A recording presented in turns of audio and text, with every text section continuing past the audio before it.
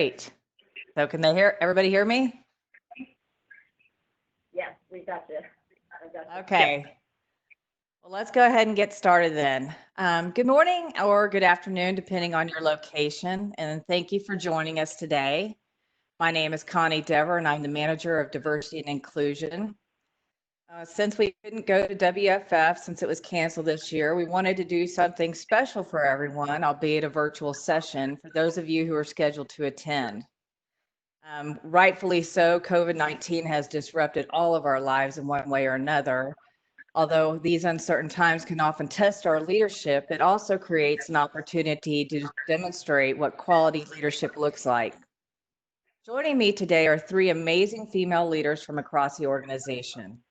Heather Morochuk from Canada, Sandy Ramoser from Guest Worldwide, and Cindy Thompson from U.S. Food Service. They have kindly agreed to come here today to talk about leading through challenging times.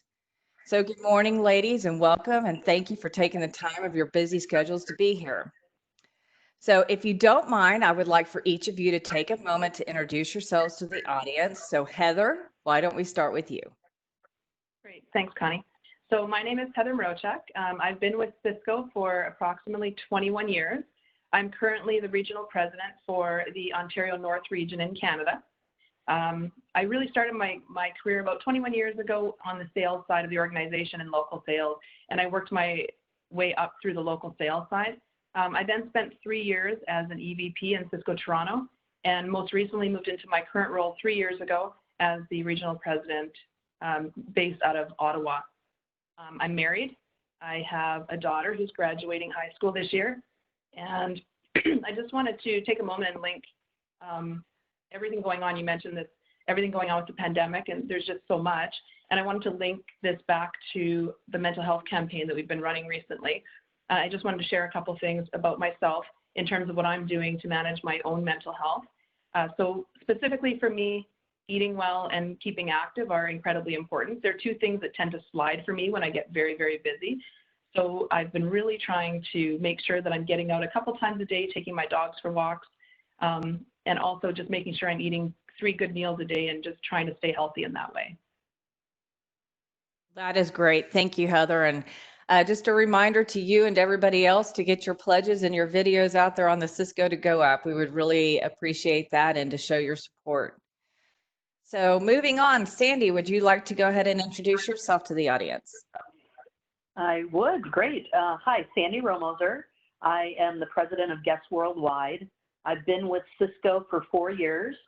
I just took over as president last August, so I'll tell a little fun story about that. Prior to that, I joined the organization as EVP for Guest Worldwide. For those who don't know Guest Worldwide, we are a global company. We have 2 manufacturing companies, Gilchrist and Soames and Manchester Mills, manufacturing amenities and textiles. And then we have, of course, a distribution company, which is Guest Supply. And I like to joke with people that we're the only Sysco company that doesn't sell any food at all. So we sell everything to a hotel that is not food oriented, but that's great because then we can collaborate well with our Sysco counterparts to win that total hotel business, if you will. And so I also would like to, just talk a little bit about what I do of the 10 things to keep myself and my head on straight in these crazy times. And I have to say, it's been an adjustment, right? I'm sure as it has been for a lot of those that are listening, we're not used to being as inactive as maybe we have to be now, given our roles and our lives. And you've had to figure out what that adjustment is. For me, it's much like what Heather said, really getting activity in.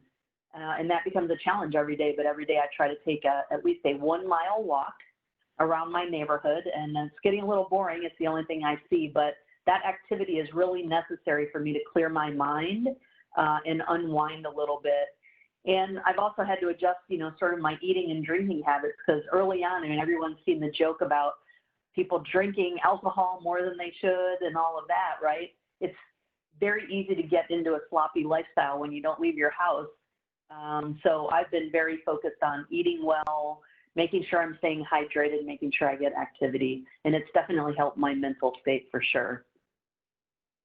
I completely understand that. So, but it's too hot to walk in Houston, Texas. I can tell you that outside. And too So- cold in Canada. Too cold and can't. But how is it on the West Coast? Speaking of which, Cindy, would you please introduce yourself to the audience? Oh, absolutely. Good morning, good afternoon. It's just a little bit after 8 o'clock, so anybody joining us from Hawaii, you're total rock stars, by the way. So shout out to Hawaii, because I think you're about 4 hours on the other side of this thing. So if you're here with us today, big shout out to you. I am the president of Sysco Sacramento. I started my career with Sysco in 1992 at Sysco Seattle as a customer service representative. So, you know, my message right up front is everything is possible. Whatever dream that you have for yourself, you can make it and you can get there. I'm living proof of that. I started as a customer service rep in Sysco Seattle, worked up to the organization in sales. I transferred to all the way across the country to South Florida in Miami in 2010, where I became the VP of Sales. And from there, I was promoted into a president role in Spokane, Washington. I made that trek back west in 2015. And then when John Ristler, who was the president here in Sacramento, retired about a year and a half ago, I got the opportunity to come to a larger operating company in Sacramento.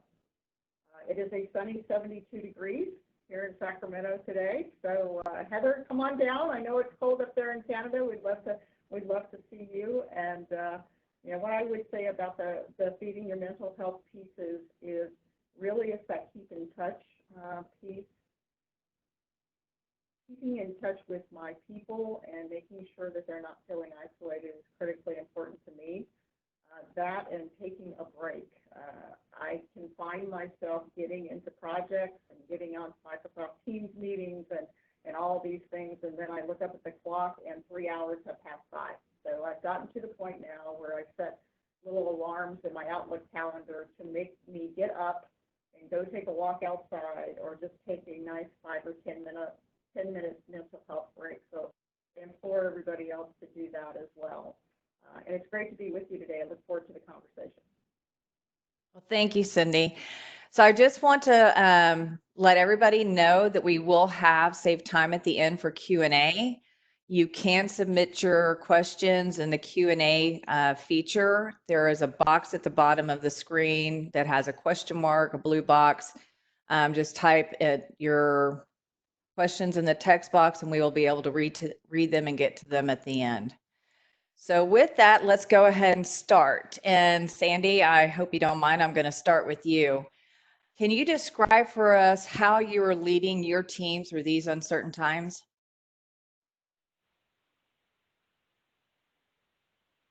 Uh-oh, is she muted? We can't hear you. I muted myself, unmute here.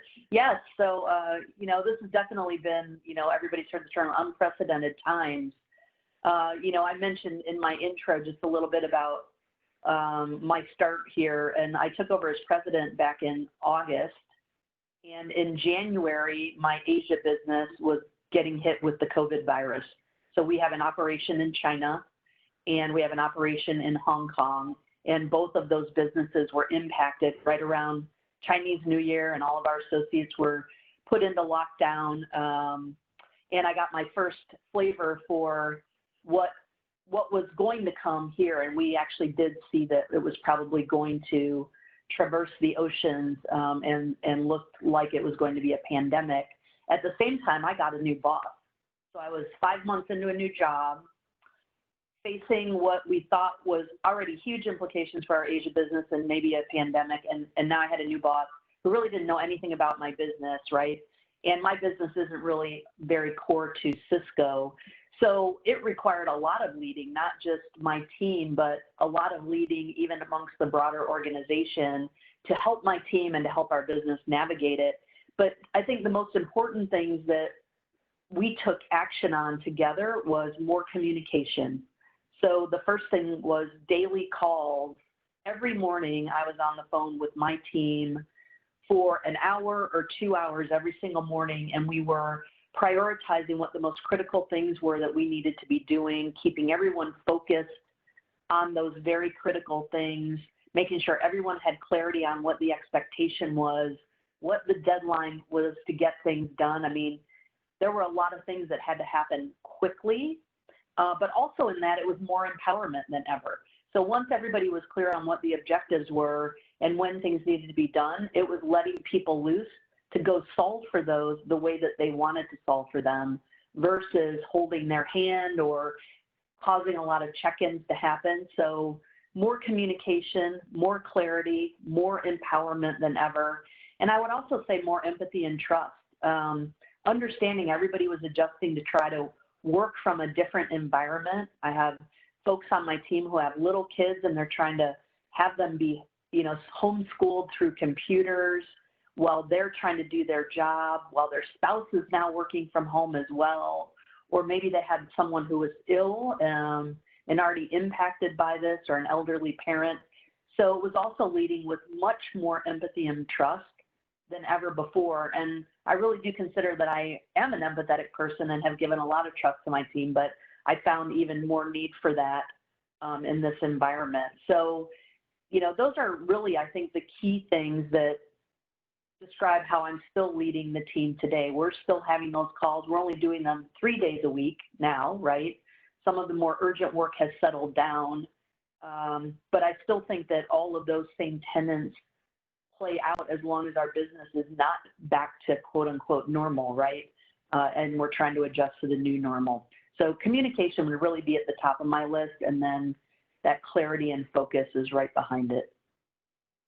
Well, that's great. And I like that empathy. I know I laugh about being on calls with people and their children start screaming, but this is our new reality. This is the way we live. So I appreciate your feedback on that. Cindy, can I ask you the same question? How would you describe how you're leading through these uncertain times? Sure, I can definitely identify with a lot of what Sandy had to say. I know in the beginning, it was daily calls, and we are down now to 2 to 3 times a week as well. But what was really important to me is connecting with a team that was working remotely. Obviously we had people go into stay-at-home orders here in California very early in the game, and so we looked for ways to continue that connection with them because it's very important to me that they feel the love of the team, and we're like a big family here, and so I really miss not seeing them directly. So we find ways to reach out to them on a regular basis. So a couple of things that we do here is we do every week, every Wednesday, we do a virtual town hall. So I update people around COVID-19. Right now in California, we have a lot of counties that are opening up, really understanding what kind of impact there is to our business. We give business updates. We talk about new accounts that we've opened up. We talk a little bit about the new concepts, the pop-up concepts with the pop-up stock-ups. The will call truck is the new thing that we're doing now. And then we spend some time giving some shout-outs to just some great work that's being done out there. Our merchandising team has just been through the mill.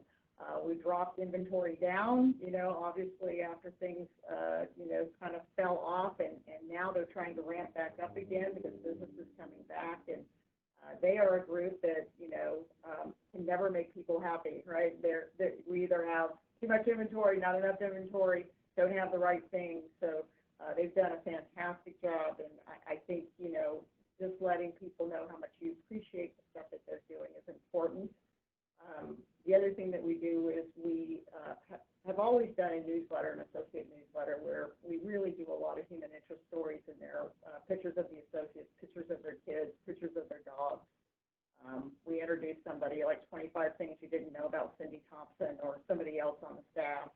And now we're doing that every 2 weeks. We used to do that monthly. And those get actually mailed out to everyone who doesn't have email. And then we're actually mailing those out to our furloughed associates as well, because it's a way for us to continue to connect with them, as well as we're making weekly calls out just to check on them, see how they're doing. They're still an invaluable member of our team, and we just kind of want to make sure we keep people together even though they're not in the building with us. That's what I got, Connie. Well, thank you very much. And that leads, well, first of all, I want to say I think that's great about Wednesdays. And it'd be great if you could tie on well-being Wednesdays with your town halls that you conduct. I'm always going to put a plug in for, for the mental health. It's great that you talk about your associates and what all you're doing for them. As we look around in these uncertain times, people have had to adjust their work styles and everything else. So what qualities and behaviors in your associates did you find that make them more successful? And Heather, since we have not heard from you, I'll go ahead and let you answer this question if that's okay. Great. Yeah, that's a great question. So we've thrown so many new things at our associates over the last couple of months. In many areas, we've asked them to work remotely. We've asked them to potentially take on new jobs, new roles, new responsibilities with all the changes that have taken effect over the last 2 months. So I've found that the people that have been extremely successful with it have been very flexible, very open to taking on those new responsibilities, to trying new things, having the learning agility to learn the new technology very quickly. So in the middle of all of this, we also changed our format for meetings. We went from Zoom to our Microsoft Teams and to WebEx.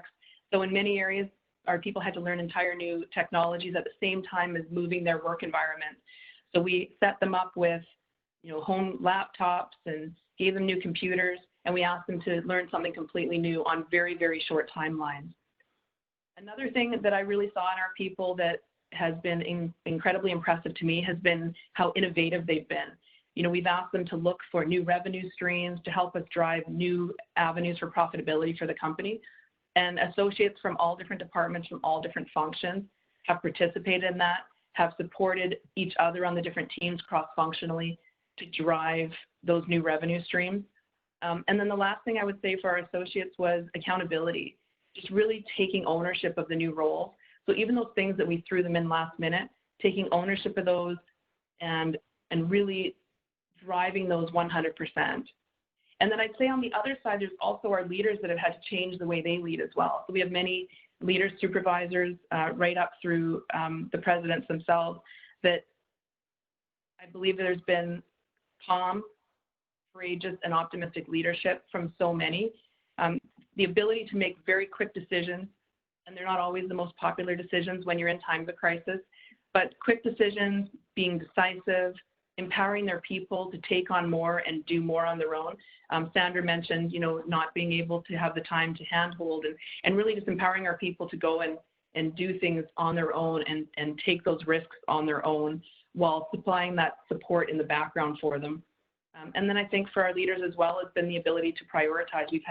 We had to, at some points, really drop some of those things that were those, nice to do's and really focus on the need to do's. And our leaders had to take that time to prioritize what are the really, really important core things that we have to focus on for our business. And I think this has been a big change for our associates and for our leaders, but I've personally been incredibly impressed at how everyone has stepped up. That's so true. Cindy, I'm going to ask you the same question about what qualities in your associates that you find that have made them successful. But I'm also I see a question that popped up and people are having a hard time hearing you. I was wondering if you could move a little closer to your phone again. I can do that, but you won't be able to see me, okay? My phone is just not reaching. So is that better? We can hear you, but I also like to see, I guess we can't have a double fix. Yeah, well, let's see. Let me see if I can turn the computer around. You don't get the background that we had before, but I'm hoping I won't unplug it. This is what technology is all about. Hey. Hey, there Perfect. we go. We can see the sunny sky too. Now you see the blue sky. Now you see the window instead of the bookshelves, which is good. I would say, some of the things that we really see with the associates that do well are the ones that are taking advantage of the full opportunity that they have. To Heather's point, being able to, look at the opportunities that are in front of them, all the innovation that's happening out there. Craig Calloway said something on a call about a month or so back, as to say, in the absence of results, the activities are really, really important. So getting them to understand the strength and the power that they have in being innovative, because many times, we're kind of going down a path, and there's a lot of what we call unity in what we're doing.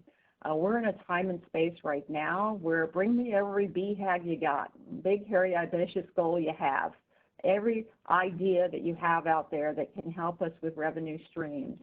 And I think those are the ones that are out there just bringing me crazy ideas. And many times they're great ideas and things that we can implement. So excited for that. And then I think the other is that they have a really good support system at home is really, really important. We've talked about the children at home, homeschooling, spouse there. And, I think some of the more difficult ones are people that feel a bit isolated, maybe a single parent with kids, that type of thing, making sure that they have really good support there and that, they're in a good space. But I think the ones that really do well are the ones that can acclimate and really understand the great opportunity we have in front of us.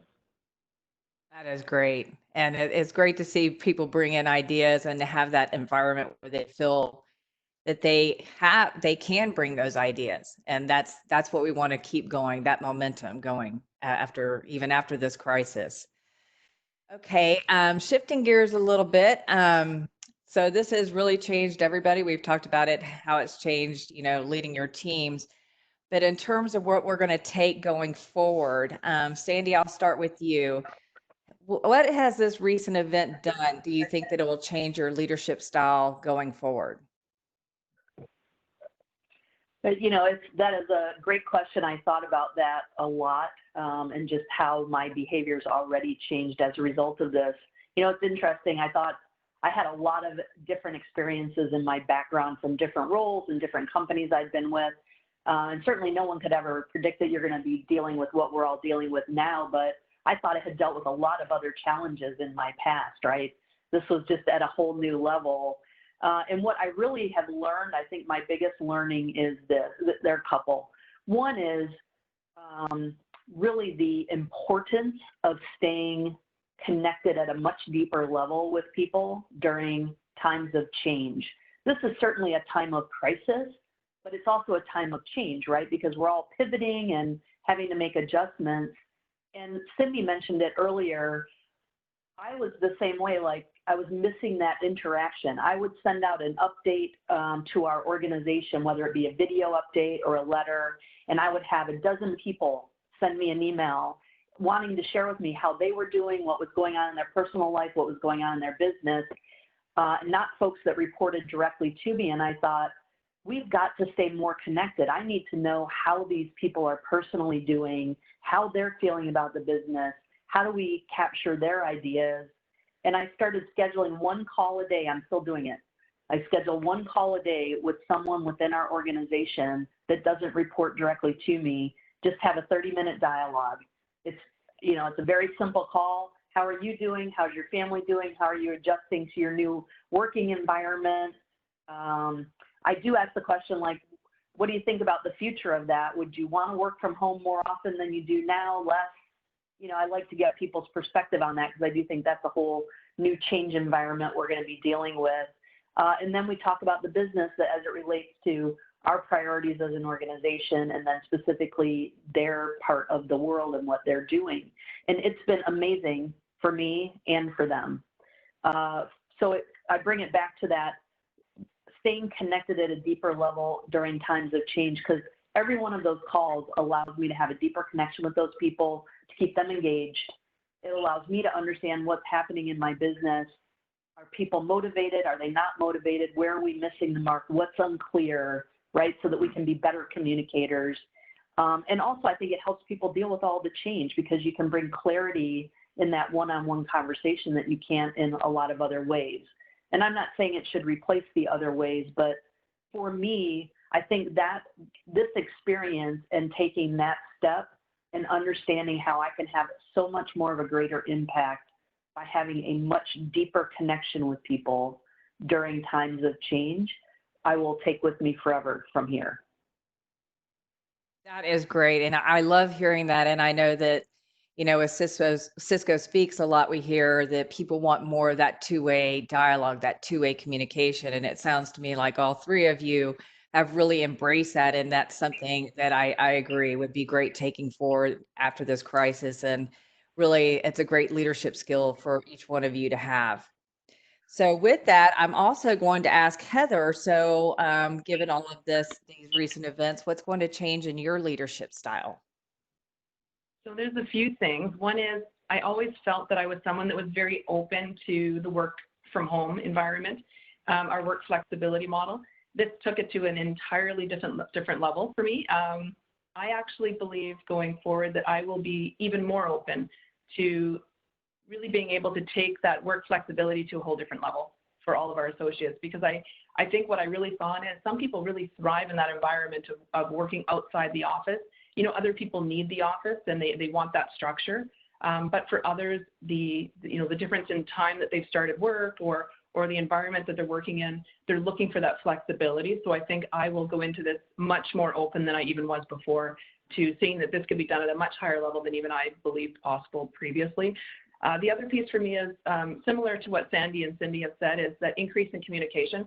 I think one of the things that I recognized about myself really early on is that I spent historically way too much time trying to perfect the communication for my people before I would send the communication out. So, having a town hall, spend a lot of time planning for that in-person town hall, making sure everything's very organized and coordinated. And what I found through this is you didn't have time to do that. So you put things together very quickly, you did them virtually, and I actually found that they've been much more impactful than the ones we were doing historically in the building in person. I think we've been able to have them more often. So we've been doing them, bi-weekly and about every third week with all associates, bringing the our entire region together on a call. And I think it's been very impactful, and it's allowed them to ask questions as well. They send questions in early so that we can answer those questions very transparently on that call. So I think improving communication, I felt it was something we were doing well before, but going through this, I realized that there was a lot of gaps. We had a lot of gaps we needed to fill. We needed to provide more opportunities for back and forth feedback. We needed to be more clear with our expectations, clarifying our goals. I think when we're in our regular day-to-day, we can take for granted that everyone knows where we're going and what we're trying to achieve. And I think I really identified through this that I need to be a better communicator with my associates and make sure that I have many different forums to be able to communicate, especially to our associates that can't necessarily attend our virtual sessions, our drivers and our warehouse selectors. How do we make sure that we're always getting our communication out to those associates? That's something we've worked very hard on throughout this. And going forward, I plan to make that an ongoing effort of mine to make sure that we're doing a better job with that. Also, something that I got much more comfortable with on this is launching things at about 80%. So, I believe that sometimes we can tend to get where we wait for everything to be perfect before we move forward. And I think this has really taught me that sometimes it's okay to move forward when something's at only 80% and then tweak and change and adapt as you move forward. So that's probably been a big learning for me. Well, I love that. And I have found that even working with our team, and we're working as a global team, you can't have it 100% perfect. So we've got to get it out there, and it's people wanting that information. And so you're satisfying the need for it. We can make it perfect later. So I'm really happy to hear that. So as we look going forward, I don't know, hopefully most of you have all heard of Brene Brown, and she talks about daring to lead and being vulnerable. And so if we're going to switch gears here a little bit and bring it really kind of personal, Cindy, do you want to talk about a time during this crisis that you have found yourself vulnerable? Oh, absolutely. And Brene Brown is one of my favorite authors. I probably have 4 books of hers around that bookshelf that you saw behind me earlier. First, there's a definition that I use for vulnerability, and it is the willingness to show up and be seen with no guarantee of outcome. So to answer your question, I feel vulnerable every single day. I also have a little quote over there that says, if dreams don't scare you, they're not big enough.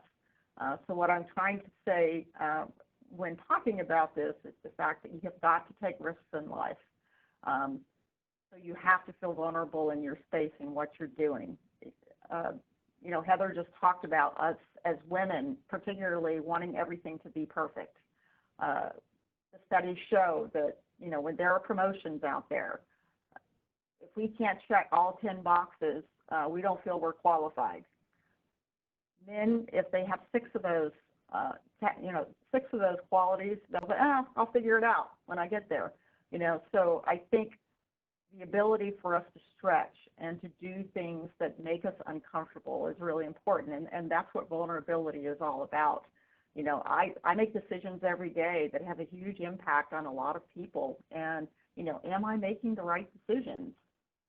I tell my team that I expect them to fail, but I expect them to fail forward. So in other words, as you have your failures, number one, you don't want the epic fail, right? You don't want to completely fail, but the little failures are good. We learn more from those than we learn from our successes. So to be able to fail forward and take what you learn and get better each and every day is really important. So I just think, if we're not willing to be bold, and we're not willing to do things that help us grow, we're going to actually go backwards. So it is my goal each day to feel vulnerable, because that means that I'm stretching enough and I'm helping my team to stretch beyond their comfort zone, because we're going to grow and get better every day as a team. I love that. And I am a huge fan of Brene Brown too. And when I saw her at WFF in 2019, much like your sign saying your dreams aren't big enough if they don't scare you, her adage was, if you don't skin your knees, you're not running fast enough. And so it's making those mistakes and falling forward. As long as you learn from them, it's okay to make mistakes. And that's something I tell my 2 sons that are in college too. You can't be perfect 100% of the time. Right. So Sandy, I'm going to turn the same question over to you. Can you talk about a time during this that you have felt vulnerable? Well, I'll tell you, I think Cindy took the words right out of my mouth, because as I thought about this question, we all move so fast that you don't always think that you are vulnerable or you're feeling vulnerable. But then as I thought about the question more deeply, I operate on a daily basis, feeling vulnerable. And it's exactly what Cindy said. You're moving forward. In this particular event, you're moving forward even faster than ever, without all of the boxes checked, but having to execute, right? And hoping that you're making the best decision. You weigh all of the facts, but you don't know. I mean, she literally did take the words out of my mouth, because that is exactly how, I think that's what drives me forward also, though. I mean, I have to be honest about that. I think that my entire career has been catapulted by that vulnerability that I do feel. I have a willingness to make those decisions and move forward, but you're always vulnerable when you do that. But it's allowed me to take on roles and responsibilities that were cross-functional in nature that I really had no right to have the opportunity to go do, but because of my actions and that ability to be vulnerable, people would take a chance on me, and it would give me an opportunity to learn something new. But day in and day out, you feel vulnerable. In this particular event, one thing I would, call up that really strikes me is the first time that we had someone test positive for COVID-19 in one of our manufacturing facilities. That was a rush of vulnerability, because yes, as Cindy said, we make decisions every day that impact a lot of people, but now you're talking about potentially people's lives, right? Being in danger. And we had a series of those. We were tracking them. We were closing our plant down. We were cleaning our plant. We were trying to do all the right things. And in my mind, my responsibility is first and foremost to protect the safety and the health of my associates. And so every decision we made was based on that viewpoint, not about the business, not about driving revenue. It was about the safety of those people. But there's no time that is really the most vulnerable that you can feel when you worry about the health and safety of your people because of decisions that you're making, right? So it's just one that punctuates that. But I would say that there are a lot of times during this event where I felt vulnerable, and day in and day out, even when an event like this isn't going on, I feel vulnerable. And it's okay to feel vulnerable. That's really the big thing that people need to take away from this. And if you're not feeling vulnerable, you know, perhaps you're not thinking about it deeply enough. And you should think about it a little deeper, because, or you're not running fast enough. And I do like that phrase that you said, if you're not skinning your knees, you're not running fast enough. I'm going to remember that one. Well, that is excellent. And I really appreciate y'all talking about that. A lot of people want to hide their vulnerabilities, but that's what makes us human. And so bringing that piece and showing our audience that our great leaders can also be vulnerable even when they're leading large groups of people. So before we open it up to Q&A, I would like for each one of you to ask or answer one final question. And basically, what do you want the audience to take away from this experience? And so, Heather, we haven't heard from you in a few minutes, so I'm going to go ahead and start with you first. Okay, great. Yeah, I think there's so much that people can take away from this experience. One of the things that I myself will take away, and that I hope others do, is one of the sentences I think we've used a lot over the years with Sysco is that Sysco is a big ship, and it takes time to turn a big ship. And what I take away from this is we can move very quickly when we want to and when we need to. Our people are incredibly adaptable, and our people are resilient and capable of a lot of great things. They can handle so much when it comes at them. And I think that as leaders, sometimes we just need to be able to step aside and let our people thrive. I think that's important. We need to just sometimes get out of their way and let them do their thing. And I really felt that throughout this entire pandemic time has just made me realize that as a corporation, we have the ability to move so quickly. And for me, that's what I'm going to take away from this. And I'm going to, you know, really work on that myself in my own region. Just drive things quickly, be faster, adapt more quickly. That is great. I hope we all have these great lessons learned. So, Cindy, what would you have the audience take away from this experience? Sure. I want everyone that is hearing my voice today to know that you are enough. And you are capable of much more than you can ever imagine. Everyone heard my bio. My first role with Sysco was customer service. The path to president was not an easy one, but I had mentors and sponsors that believed in me until I could believe in myself enough to reach for my dreams. Heather, Sandy, and I have blazed a trail that you too can travel. This corporation needs your talents and your brilliant ideas. It is not lost on any of us the importance of the example we are setting for you to follow. I think it is something that drives me every single day. It was important when I was coming up through that there were people like Catherine Kaiser out there. For me to see a female leader in a position of strength in a very big role was important, because as I was coming up through the organization, I saw nothing but male leaders. So you get to a point where you start to think, well, that's just not for me. But then when you see someone that looks like you, or, you know, where you could see yourself in that role, that has you think differently. And that is critically important to all of us, that you see yourself in the roles that we currently occupy. And it's really important that you take a look at that and make sure that you are doing those things that you need to do to fail forward. So it is really critically important, because you have vision that we don't possess. It's important that you speak up and share your talents with the world. So in closing, I would say be bold, be brave, but most importantly, be you.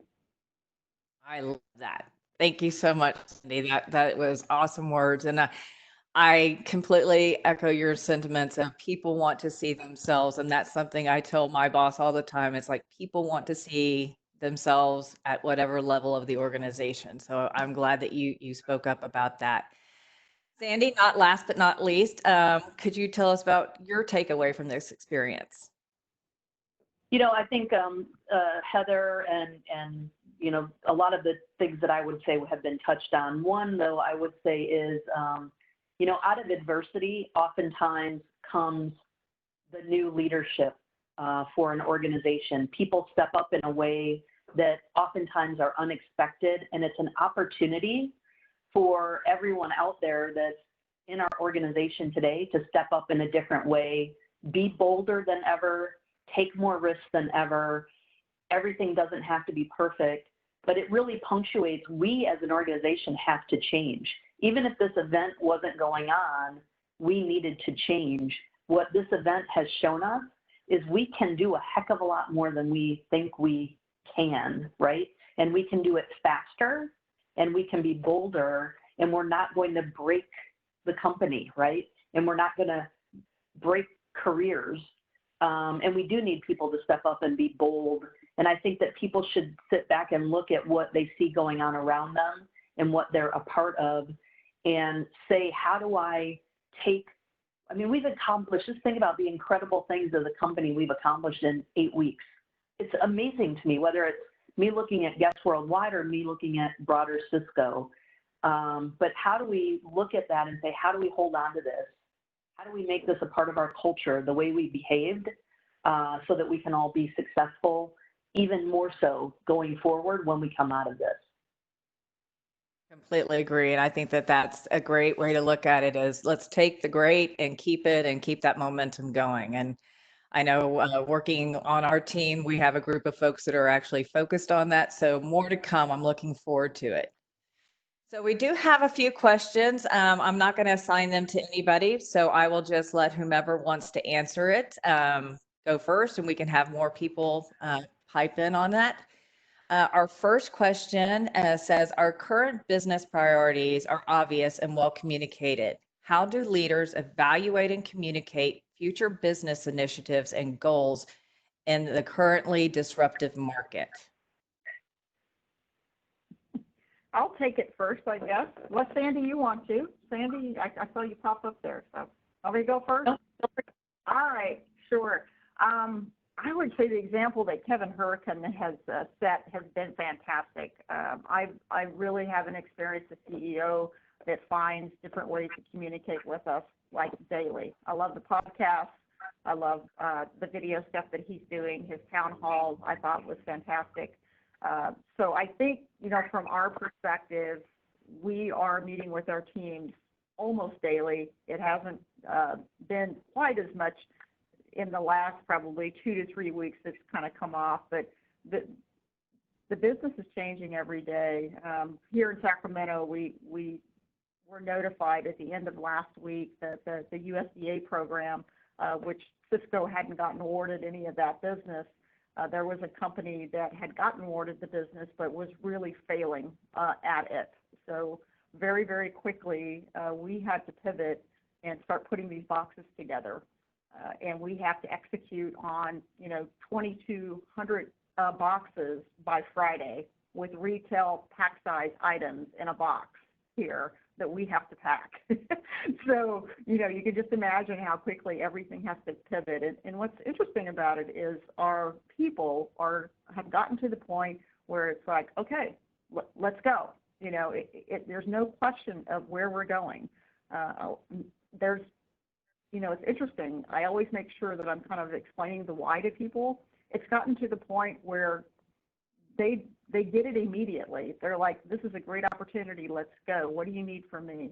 And I think that's just what Sandy talked about and Heather talked about, how fast we're moving, how innovative we're getting, how everybody is putting their voice forward and their ideas forward.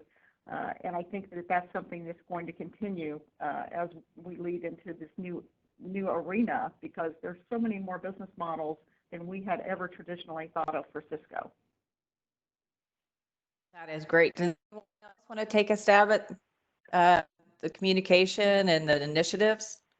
Or I would chime in just on that question. Now more than ever, obviously, right, as our business is compressed in this environment, we have to be much more choiceful about what strategies we invest in and we execute against. And so while we've done a great job of pivoting and taking advantage of the opportunities over the longer term, right, and when we think about future business initiatives, we are going to have to be even more choiceful than we have been in the past. And I think it punctuates the need to have business case development within our organization, because we have to focus our financial resources and our people resources against the ideas that are going to deliver the greatest financial benefit back to the company in the shortest amount of time. It's that simple. And we will need to be doing that for the next couple of years as we learn what the new normal environment is. We don't know how many restaurants are going to permanently close. I don't know how many hotels are going to permanently close. I don't know how much business travel is going to go away forever. So we have to be very choiceful. And I think the business case has to be built for every future business initiative that's being considered so that it can be prioritized based on what is going to deliver the biggest return the fastest. That is great. And we are a business, so that's wonderful. We have to keep that in mind. Heather, if you don't want to answer that one, I have another question, but again, it's open for anyone. The next question is, how would members of the panel help their teams keep this focus we have to develop during the crisis? In other words, make this the new normal. I think I'll take a stab at this one, if that's okay. I would say, one of the things that we've found very successful throughout this entire, really last 2 months, it feels like forever, but it's really just been the last 2 months, is we've created small groups, cross-functional groups that have taken initiatives and led initiatives. It's allowed us to really get focused around, understand how each initiative is impacting each of the different teams, and drive those initiatives very, very quickly. So for me, one of the things that I believe that it was so successful that I believe we'll take forward in my region is continuing to have those smaller groups, focus groups that combine all the different departments. I think it really helps with your communication going forward as well. It gets everyone involved, and it really helps to drive the initiatives quickly. And then I think it's just about creating all the different communication things we started about earlier, is making sure that everyone understands where we're trying to get to, so that everyone understands how they will be able to contribute to that as well. And that we're making sure that everyone understands how we've narrowed all of those priorities down. That's great. And again, it's bringing up that theme of communication, which I think has really been helpful, demonstrative during this difficult time. Sandy or Cindy, do either one of you want to talk about the new normal? Cindy, I see you smiling. I was waiting because I felt like I stepped in on you the last time. You go. Oh, all right. Well, one of the things I think that talking about what's been working and why has it been working differently with your team, and trying to capture really what changed that allowed a different behavior to occur, and how do you make sure that you hold on. I mean, I think you have to revisit it with your people if you want to hold on to it. And I don't have all the answers. I'm not professing that. I've had that dialogue with my team. We actually spent time talking about, why was this different? Why were we performing at what we all consider to be a much higher level, right? And of course, nobody wants to be in a crisis mode all the time, but there was a reason we all performed differently, and we identified those things that happened. But now trying to put that into action to say, how do we hold on to that going forward? I don't have the answers to that. We're still challenged trying to figure out, how do we make sure we don't lose that? But I think it does first start with revisiting why, what happened amongst the team, and having that dialogue to identify it. Cindy? Thank you, Sandy. I think here, it's like a higher calling. We have such a tremendous opportunity. We stay really focused on the people that aren't here, that are furloughed, that we want to bring back. So, every week as we're growing our business back, trying to share with, like this week, we were able to bring 5 more drivers back here in Sacramento. And, that is about the team, and that is about where we're going. And, people are energized by the work, because Sysco is in a better position than any of our competitors in snapping back and providing the type of resources to our customers, because we have the financial ability to do so. So the sales force is very energized. We're doing a lot of virtual prospecting right now, but with some of our counties opening, we can actually go out and visit and spend some time helping them do all the things they need to do in their restaurant, the space their tables out, how they can make sure that they can adhere to all the things that they need to safely open and take care of their customers. So I think it's a very energized workforce. They see that it's going to be different going forward. They see that there's lots of opportunity for us outside of what was our traditional business model. So they're anxious for that, and, I am pressing them to press me. So, to say, what are the new things that we can do? What can we do differently? How can we continue to innovate? Because I think everybody recognizes we're not going back to what it was pre-COVID. That's very true. Very true. I love this next question. So hopefully all of y'all will answer this. And of course, I am from the South, so it's going to be all y'all. It says, what do you think Sysco's company culture will look like in the future? What do you think will remain or change due to COVID? Cindy, you're right there on the screen. Do you want to go? I just answered. Oh my goodness. I think a much more inclusive culture, right? I think what we've learned through all the video conferencing and all the ways that I believe Kevin has helped us to think about the way we communicate, it is a great opportunity for us to embrace the size and the scope of who we are. Look at Sysco To Go app. I mean, when I got that was so exciting to get on and see all the way across the world, the size and the scope of who we are. I mean, I've gone to executive meetings where, Canada is there, Europe is there, Central America is there. So you kind of see all of that. But then when people are out sharing their stories and you really see the human beings behind the work that is happening, I really see a much more inclusive culture, and a culture that is out supporting the community. I mean, over 22 million meals at this point. It's a pride thing, man. Every time, and I know all of you have experienced this, you're at home, TV's on, and these words drop in. Adversity came to town. Oh my God, it just sends chills up my spine. I'm excited, and I've had more and more people stop me and go, oh my God, I love your commercial. Who did that? As a matter of fact, I sent a message over to Brian Todd and that entire team, just thanking them for the work that they did around that, because I believe that our brand is getting out there. I believe that people are seeing Sysco in a different way, and I think that's Kevin's vision, is that, okay, when you think of Sysco, what does that brand mean? I feel pride, and I think that it's a culture that is going to be full of pride and new opportunities, and really involved in the community. So that's exciting. That is great. Heather, Sandy, would you like to take a stab at that one? Yeah, I'll go. I would say similar to what Cindy said. I see it being us being even more community focused. I see that being something that ourselves and our associates are just very, very connected to. I also think that when you go through something like this together, it creates a tighter bond.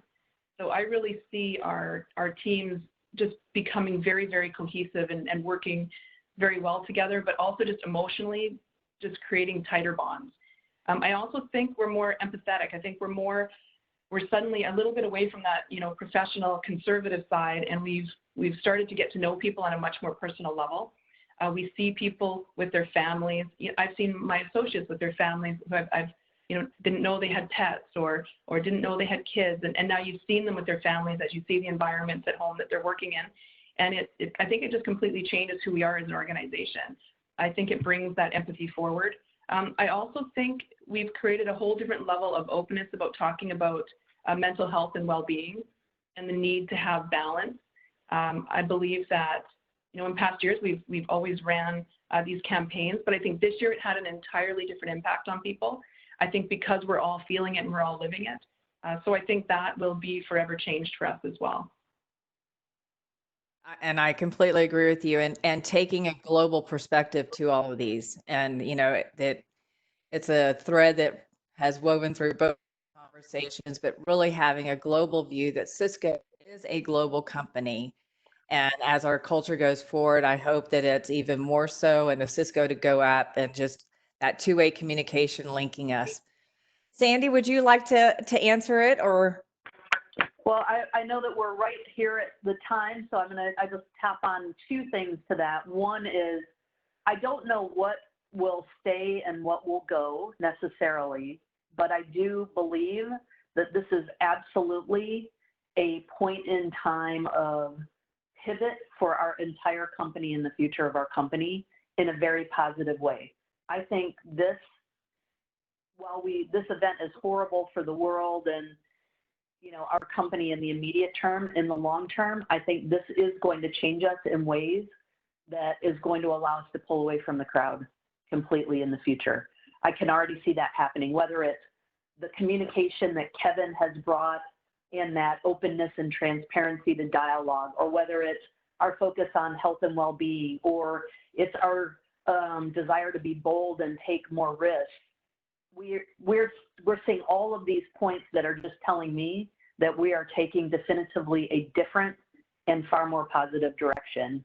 And on that note, I would mention, if you have not seen the commercial, the Cisco commercial, Cindy talked about pride, right?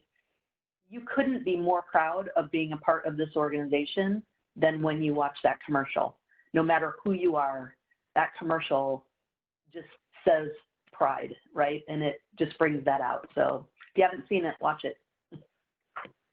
I completely agree. It is an amazing commercial, and I heard them speak that Maureen Quirk had that put together in a week. So something just, unbelievable. That would have never happened pre-COVID time. And so it's amazing what people in the company have stepped up to do. And I couldn't be more proud to say that I work for Cisco right now. So.